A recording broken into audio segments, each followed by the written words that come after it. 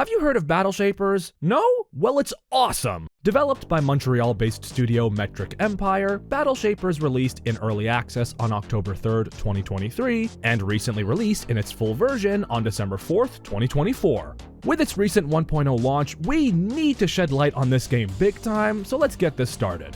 Oh, and spoilers for all of the bosses, as well as all of the abilities you acquire from them in this game, in case you want to see that for yourself first in the gameplay. Battle Shapers is a single-player PVE FPS Roguelite where you fight against endless waves of robots to reclaim the city of New Elysium. You play as Ada, an android who was archived prior to the corruption and fall of New Elysium, who has now been reactivated as the city's final hope. You fight your way through 3 towers, and as you progress, you find new weapons and abilities, building up your strength to confront the robot bosses at the end of each tower, known as the Overlords. Upon defeating the 3 Overlords, you go up against the final boss, Veros. As this is a roguelite, each time you assault a tower counts as a run, and on top of acquiring new weapons and abilities for the individual run, you also acquire new abilities for future runs which can be unlocked at your base of operations. And that's the general overview of the gameplay loop. But let's get into the nitty-gritty of the game and what makes it so enjoyable. At the start of each run, you leave your base and fight a couple of waves of robots as a warm-up, then select which tower to assault. Each tower is composed of multiple rooms, all serving as their own battle arenas where you fight a variety of robots, and let me tell you, the minute-to-minute combat is phenomenal.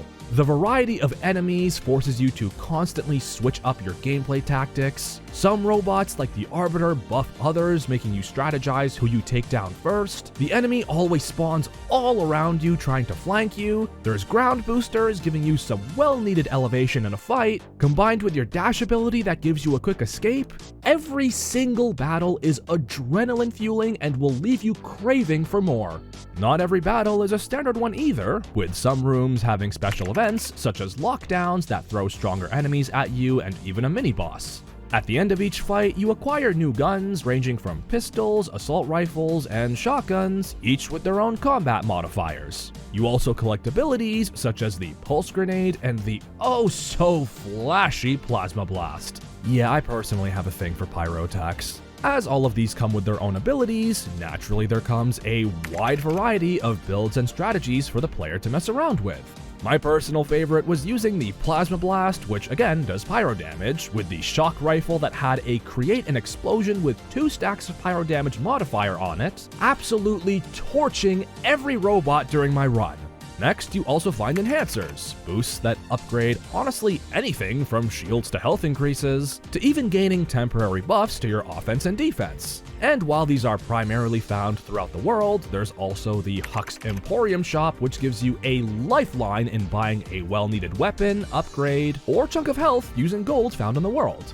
Oh yeah, and be careful with that. Your health never regenerates, so have fun, but don't be too reckless. These alone give you so much freedom in creating the most fun playstyle for you, and I love this. Battle Shapers has no one way to play it. Speaking of freedom, there's also branching paths. These allow you to acquire new abilities and loot, giving you an edge on the main path. They don't take you away from the main route for too long, so you never feel overwhelmed by which way to go, plus at the end there's a teleporter which takes you back to where you left off. Moving on, it's time to discuss a core element of builds in this game, well, cores.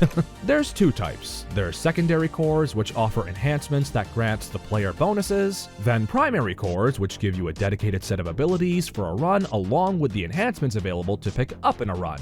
These are collected after defeating the previously mentioned bosses, the Overlords, which may take you a few runs because these guys are no joke.